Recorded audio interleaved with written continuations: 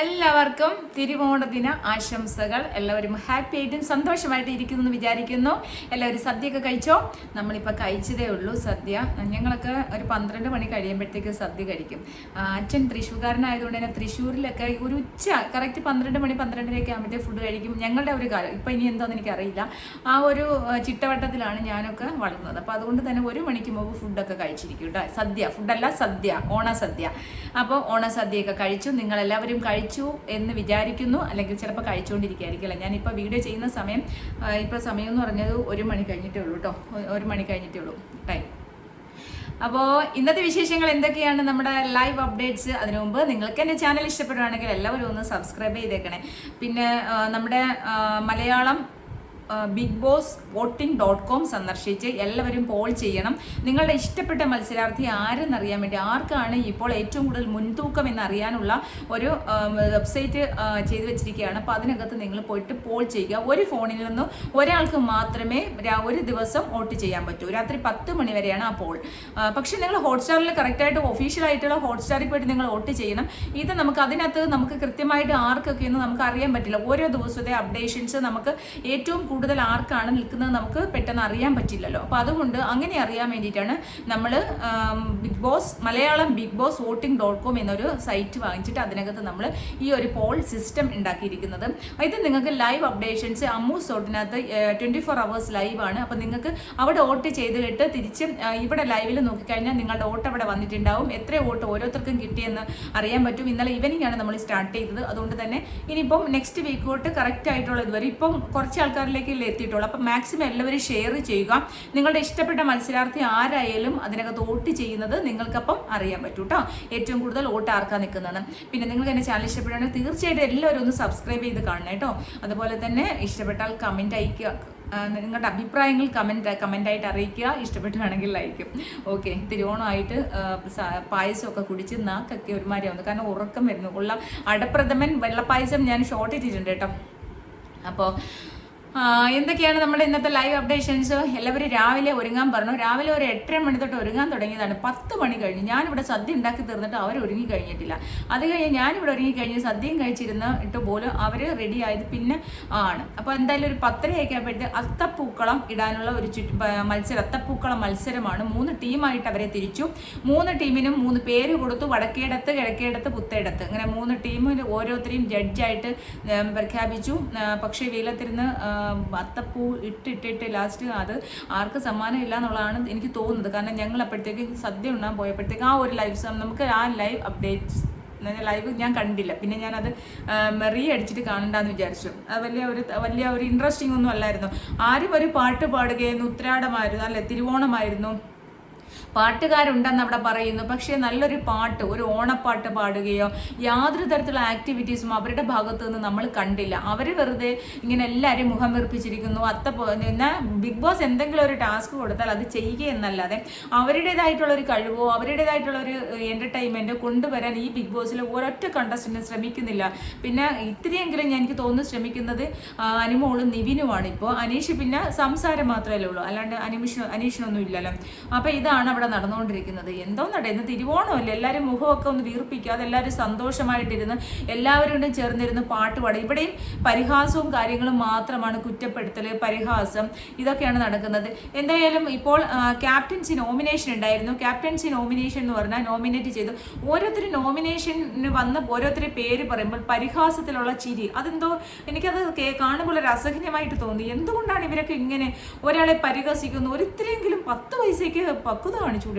അപ്പാനി ശരത്ത്, ഷാനവാസ്, അക്ബർ. ഷാനവാസൊക്കെ എത്ര നല്ല മെച്യൂരിറ്റി ആയിട്ട് നടന്നുകൊണ്ടിരുന്ന ഒരാളായിരുന്നു. അയാൾക്ക് ഈ 2-3 ദിവസത്തിനുള്ളിൽ ഇത്രയും മാറിപ്പോയി എന്ന് പറഞ്ഞാൽ റിയൽ ക്യാരക്ടർ വരുവാണ്. എല്ലാവരെയും പരിഹസിക്കുക, കളിയാക്കുക, കുറ്റവും കുറവും മാറിയിരുന്ന് പറയുക, അതൊക്കെ ഒന്ന് ശരിയായ ഒരു സ്വഭാവമായിട്ട് എനിക്ക് ഫീൽ ചെയ്യുന്നില്ല കേട്ടോ. ഷാനവാസിന് എനിക്ക് ഇഷ്ടമുള്ള ഒരാളാണ്, നമ്മൾ സപ്പോർട്ട് ചെയ്തുകൊണ്ടിരുന്നതാണ്. പക്ഷേ എന്തോ 2-3 ദിവസമായിട്ട് എന്തോ എവിടെയൊക്കെയോ ഒരു അപാകത, ആരെയൊക്കെയോ സ്വാധീനിച്ചു, പുള്ളിനെ ആരൊക്കെയോ സ്വാധീനിച്ച് ആ സ്വാധീനത്തിന് അകപ്പെട്ടു പോയോ എന്നുള്ള സംശയം. അതിൽ നിന്നൊക്കെ ഇറങ്ങി വന്നാൽ നല്ലതായിരിക്കും. ഈ പ്രാവശ്യത്തെ എവിക്ഷൻ വരുമ്പോൾ 3-4 പേരൊക്കെ ഔട്ട് ആവുമ്പോഴേ ഇവർക്ക് ബാക്കിയുള്ളവർക്ക് അതിൻ്റെ സീരിയസ്നെസ്സും മനസ്സിലാവും. അതാണ് എനിക്ക് തോന്നുന്നത് കേട്ടോ. അപ്പം നമ്മുടെ വോട്ടിംഗ് പാറ്റേണിൽ ഇപ്പോൾ ഏറ്റവും അവസാനം കിടക്കുന്നത് ശൈത്യ തന്നെയാണ്. ശൈത്യ 2-3 ആഴ്ചയായിട്ട് ആദ്യത്തെ വീക്ക് തൊട്ട് പുറത്ത് പോകേണ്ട ഒരാളായിരുന്നു. ആദ്യത്തെ വീക്കിൽ അനുമോളുടെ ഫ്രണ്ട് എന്നുള്ള രീതിയിൽ പുറത്ത് വിട്ടില്ല, ലാലേട്ടൻ പുറത്ത് വിട്ടില്ല. എവിക്ഷനിൽ ഏറ്റവും ലാസ്റ്റ് ശൈത്യ തന്നെയായിരുന്നു. പിന്നീടുള്ള എവിക്ഷനിൽ ഒരു പ്രാവശ്യം നോമിനേഷൻ വന്നില്ല, പിന്നീട് എവിക്ഷൻ ഉണ്ടായിരുന്നില്ല. അപ്പോൾ അങ്ങനെയൊക്കെയാണ് ശൈത്യ രക്ഷപ്പെട്ടത്. ഈ 5ാമത്തെ വീക്കിൽ വന്ന് നിൽക്കുമ്പോൾ ശൈത്യയാണ് ഏറ്റവും പുറകിലായിട്ട് നിൽക്കുന്നത്. അപ്പോൾ ശൈത്യ, ഒനിയൽ, അപ്പാനി, രന ഫാത്തിമ ഈ 4 പേരാണ് ഏറ്റവും പുറകിലായിട്ട് നിൽക്കുന്ന കണ്ടസ്റ്റന്റ്. ആരും അതിന് മുകളിലുമാണ്. ഇതുവരെയുള്ള കാര്യമാണ് ഞാൻ പറഞ്ഞത്. ഇന്ന് രാത്രി ഇന്നും കൂടിയല്ലേ വോട്ടിംഗ് ഉള്ളൂ. അപ്പോൾ ഇന്നും കൂടി എല്ലാവരും പോയിട്ട് ഒന്ന് ഈ മലയാളം ബിഗ് ബോസ് voting.com ഒന്ന് പോൾ ചെയ്യണേ. അതുപോലെ തന്നെ നിങ്ങൾ ഹോട്ട്സ്റ്റാറിൽ പോയി നിങ്ങളുടെ ഇഷ്ടപ്പെട്ട മത്സരാർത്ഥി വോട്ട് ചെയ്യാനും മറക്കണ്ട. അപ്പോൾ എന്തായാലും ക്യാപ്റ്റൻസി നോമിനേഷനിൽ വന്നിരിക്കുന്ന ആൾക്കാരെന്ന് പറഞ്ഞാൽ ഞാനിപ്പോൾ എല്ലാം അങ്ങ് വിപുലമായിട്ട് പറയുന്നില്ല. ക്യാപ്റ്റൻസി നോമിനേഷനിൽ 7 വോട്ടോട് കൂടി നമ്മുടെ ജസേലും ഒനിയനുമാണ്. അതേപോലെ 12 വോട്ടോടുകൂടി അഭിലാഷ്. ഈ 3 പേരാണ് ക്യാപ്റ്റൻസി നോമിനേഷനിൽ വന്നിരിക്കുന്നത്. അപ്പോൾ ഒരു ടാസ്ക് കൊടുത്ത് ഇവരിൽ ആരാന്ന് വെച്ചാൽ സെലക്ട് ചെയ്യപ്പെടട്ടെ. അപ്പോൾ ശൈത്യയുടെ പേര് 4-5 പേര് അങ്ങോട്ട് ശൈത്യയുടെ പേര് പറഞ്ഞു. അപ്പോൾ പറഞ്ഞ ആൾക്കാർ പറഞ്ഞ ഒരു കാര്യമുണ്ട്. ശരത്ത്, നമ്മുടെ അപ്പാനി ശരത്ത് പറഞ്ഞു ശൈത്യ ഇപ്പോൾ ടോപ്പാണ്, ഏറ്റവും ബെസ്റ്റാണ്. അപ്പോൾ അതുകൊണ്ട് തന്നെ ശൈത്യ ക്യാപ്റ്റൻസിയിൽ വരട്ടെ എന്ന്. അപ്പോൾ ഈ ശൈത്യയുടെ ഒക്കെ ചിരിയുണ്ട്. കാരണം ഇപ്പോൾ അനുമോളായിട്ടൊക്കെ പിണങ്ങി അനുമോളെ ഒരുമാതിരി പുറകിൽ നിന്ന് കുത്തി അനുമോള് ലവ് ട്രാക്ക് പിടിച്ചെന്നോ മറ്റേതോ മറിച്ചൊക്കെ ഈ അനാവശ്യ പരദൂഷണമൊക്കെ കൂടുതലും പറഞ്ഞ് പരത്തിയതും ചെയ്യിപ്പിച്ചതല്ല ശൈത്യം കൂടി ചെന്നിരുന്നത്. ആദ്യം അവർ പറഞ്ഞ് പരത്തിയെങ്കിലും ശൈത്യം കൂടി ചെന്നിരുന്ന അതിന് ബലം കൊടുത്തപ്പോഴാണ് ഇത് വളരെ മോശമായ ഒരവസ്ഥയിലേക്ക് പോയത്. അപ്പോൾ അതുകൊണ്ട് തന്നെ ഭയങ്കര ഞാൻ അനുമോളിൽ നിന്ന് മാറിയപ്പോഴത്തേക്ക് ഞാനൊരു വലിയ സംഭവമായി എന്നുള്ള ശൈത്യയുടെ തോന്നൽ. പിന്നെ 2 ദിവസമായിട്ട് ശൈത്യ അഡ്വക്കേറ്റ് ശൈത്യ സന്തോഷം എന്നാണ്. അഡ്വക്കേറ്റ് എന്നുള്ള പേര് ഇവിടെ എഴുതിയിട്ടുണ്ടെങ്കിൽ മാത്രമാണ് നമുക്ക് അഡ്വക്കേറ്റ് എന്ന് പറയാൻ പറ്റുന്നത്. ശൈത്യ സന്തോഷ് ഒരു ആർട്ടിസ്റ്റ് എന്നുള്ള നിലയിലാണ് വന്നത്, അല്ല അഡ്വക്കേറ്റ് എന്ന് പറഞ്ഞ ഒരു കോമണർ ആയിട്ടല്ല വന്നത്. പിന്നെ അഡ്വക്കേറ്റ് എന്ന് പറഞ്ഞാൽ നമ്മുടെ പേരിൻ്റെ കൂടെ അഡ്വക്കേറ്റ് ആയതുകൊണ്ട് അഡ്വക്കേറ്റ് എന്ന് പറയാം. എഴുതി കഴിഞ്ഞെങ്കിൽ നമ്മൾ പറയുന്നത്. അപ്പോൾ 2 ദിവസമായിട്ട് പറഞ്ഞിട്ട് അഡ്വക്കേറ്റ് ശൈത്യ സന്തോഷ് നല്ല രസമായിരുന്നു. ഇന്നാണെങ്കിൽ ഓണപ്പൂക്കളത്തിൻ്റെ മെമ്പേഴ്സിനെ പരിചയപ്പെടുത്തണമായിരുന്നു. അപ്പോൾ ഇങ്ങനെ അഡ്വക്കേറ്റ് ശൈത്യ സന്തോഷ്. അപ്പോൾ കുറച്ച് കഴിഞ്ഞ് അടുത്തതിൽ വന്നപ്പോഴത്തേക്ക് അനുമോളുടെ ടീമായിരുന്നു. അനുമോൾ ട്രിവാൻഡ്രം. സത്യം പറഞ്ഞു കഴിഞ്ഞാൽ ഞാനാണെങ്കിൽ ഒരുങ്ങിക്കൊണ്ടിരിക്കുമായിരുന്നു കേട്ടോ. ഒരുങ്ങുന്ന ആ സമയത്തായിരുന്നു. അപ്പോൾ ഞാൻ ഞെട്ടി ഇതാരുടെ സൗണ്ടെന്ന്.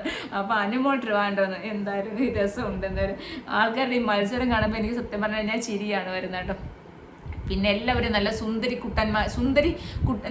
കുട്ടികളും സുന്ദര കുട്ടപ്പന്മാരുമായിട്ടാണ് ഇന്ന് ബിഗ് ബോസ് ഹൗസിലുള്ളത് കേട്ടോ. പക്ഷേ എല്ലാവരും സുന്ദരി കുട്ടികളും സുന്ദര കുട്ടപ്പന്മാരുമാരായിട്ട് മുഖം ഒരുമാതിരി കടന്തൽ കുത്തരുമാതിരി വീർത്ത് കിട്ടുകയാണ് എല്ലാത്തിൻ്റെയും മുഖം ഇരുന്ന്. ഒരാളിൻ്റെ മുഖത്ത് എനിക്ക് തോന്നുന്നു അനീഷ് കുറച്ച് ചിരിക്കുന്നുണ്ട്, 1-2 പേരൊക്കെ ചെറുതായിട്ടൊക്കെ ചിരിക്കുന്നത്. രന ഫാത്തിമ എപ്പോഴും ചിരിക്കുന്ന ഒരു മുഖമുള്ള രന ഫാത്തിമ. പക്ഷേ വേറെ ആരുടെയും മുഖത്തൊന്നും അത്ര വലിയ ചിരി കാണുന്നില്ല. ഈ ഓണമല്ല ഇത്രയും പ്രേക്ഷകർ കാണുന്നതല്ലേ, അതെങ്കിലും നിങ്ങൾ മനസ്സിലാക്കി എല്ലാവരും ഒന്ന് ഹാപ്പിനെസ് ആയിട്ടിരുന്നൂടെ. ഈ വിരോധവും വൈരാഗ്യവും ദേഷ്യവും ഒക്കെ മാറ്റി വെച്ചിട്ട് ഇന്നത്തെ ഒരു ദിവസം എല്ലാവർക്കും സന്തോഷമായിട്ടിരിക്കാമായിരുന്നു. ഈ പാട്ടുകാരനെന്ന് പറഞ്ഞാൽ അതല്ലോ ഇയാൾ അകത്തോട്ട് കയറി വന്നത്.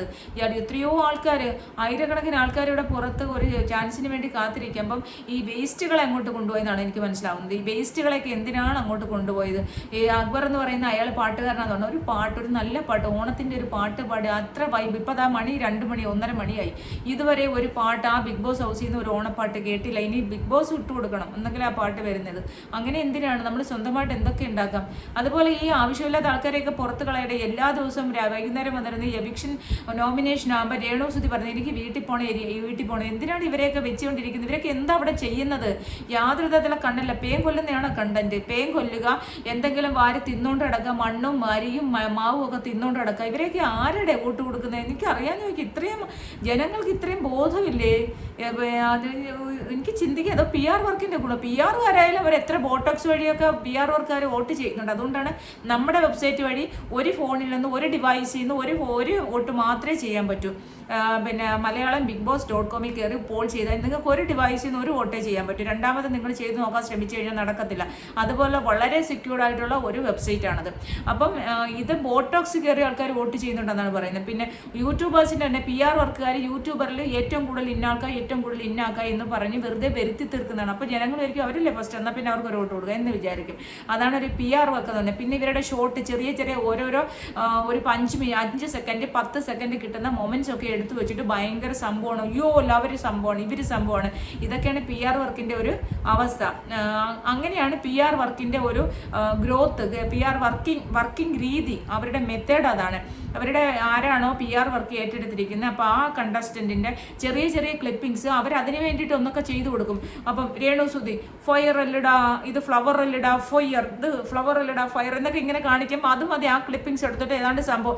അതുവരെ ഈ 24 മണിക്കൂറിലോ 18 മണിക്കൂർ അവിടെ കിടന്ന് ഉറങ്ങുമായിരിക്കും, അല്ലെങ്കിൽ 20 മണിക്കൂർ അവിടെ ഉറങ്ങുകയും തിന്നുകയും പേം പറക്കുകയും ചെയ്യുന്ന ഒരാളാണ് ഇത് കാണിക്കുന്നത്. അതുപോലെ ഓരോ ആൾക്കാരും, ഞാൻ ഇപ്പോൾ രേണുവിനെ എല്ലാവരും പറയുന്നുണ്ടെങ്കിൽ രേണു ഈ ഒരു കാര്യം കാണിക്കുന്നതുകൊണ്ട് പർട്ടിക്കുലറായിട്ട് രേണുവിൻ്റെ പണി പേൻ കൊല്ലൽ, പിന്നെ ഇങ്ങനെ വായിൽ വെച്ച് എന്തെങ്കിലും എപ്പോഴും നിങ്ങൾ നോക്കിയാലും അറിയാം വായിക്കകത്ത് നിറച്ച് സാധനങ്ങളുണ്ടാവും. ആ വായിക്കകത്ത് ഇങ്ങനെ ചവയ്ക്കും. ഒന്നിൽ അരി ആയിരിക്കും, അരിയും പഞ്ചസാരയും മണ്ണും, അതുപോലെ തന്നെ അല്ലെങ്കിൽ മാവും പഞ്ചസാരയും മണ്ണും. ഇതൊക്കെ മണ്ണ് എവിടെ നിന്ന് കിട്ടുമെന്ന് അറിയത്തില്ല. എന്തായാലും അനുമോള് രഹസ്യമായിട്ട് പറയുന്നത് കേട്ട് ഇനി തിന്നരുത് ചേച്ചി, ഞാൻ എത്ര തവണ പറഞ്ഞു ചേച്ചിയോട് അത് തിന്നരുത് എന്ന് പറഞ്ഞതുകൊണ്ട് എന്തായാലും ഇപ്പം മണ്ണ് തിന്നുന്നോന്ന് അറിയില്ല. എന്തായാലും അരിയും പഞ്ചസാരയും എപ്പോഴും ഉണ്ട്.